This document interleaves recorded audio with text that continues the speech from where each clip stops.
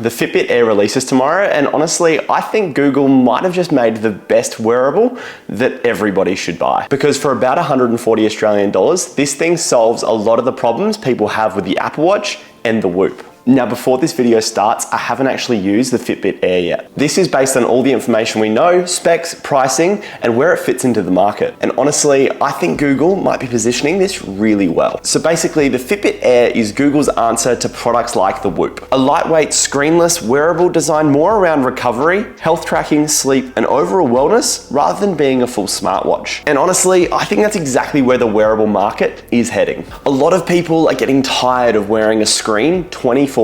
Notifications, distractions, always buzzing at you. People want health tracking without being glued to another device. The Apple Watch and even Garmin, they're incredible devices, but it's fundamentally a smartwatch first. You've got notifications, apps, messages, always distracting you. And honestly, a lot of people don't want that on their wrist all day. That's where Fitbit Air becomes really interesting, because this thing is completely screenless. So it's much closer to the Whoop style experience, something you wear in the background that quietly tracks your life rather than constantly trying to grab your attention. And honestly, as we've seen with Whoop, there seems to be a huge market for this. But the biggest thing that makes the Fitbit Air interesting is the price. According to Google's website, Fitbit Air will launch at around $99 US, along with a premium subscription, which is an optional extra to unlock additional features for $99 US per year, which converts to roughly 140 Australian dollars. Now compare that to something like the Apple Watch Ultra 3, which comes in at around $1,300, and also Whoop,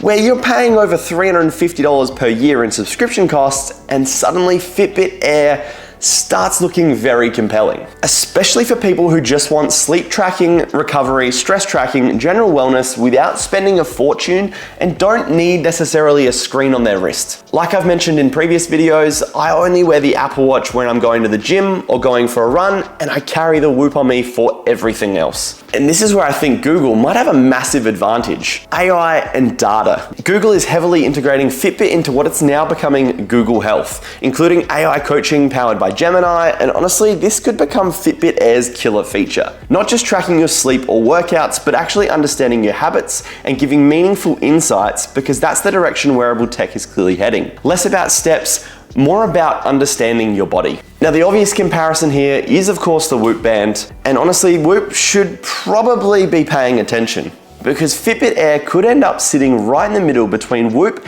and the Apple Watch. You get the lightweight screenless design, recovery tracking, health focus, stress and sleep tracking, but at a much lower cost. The biggest benefit of the Apple products are its ecosystem, and that's where Whoop can't compete, but Google definitely can. Google has one of the biggest ecosystems in the world. Android integration, Google Health, Gemini AI, Fitbit history.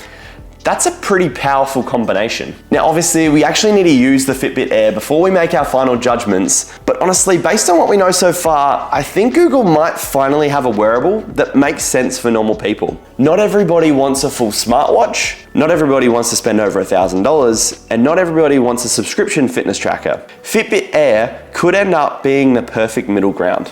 And honestly, if Google get this right, I think this might become one of the biggest wearable products of the year. I'm curious to hear what you guys think. Would you prefer the Apple Watch, a Whoop, or maybe meet in the middle and get the Fitbit Air? Because I genuinely think this category is about to get really interesting.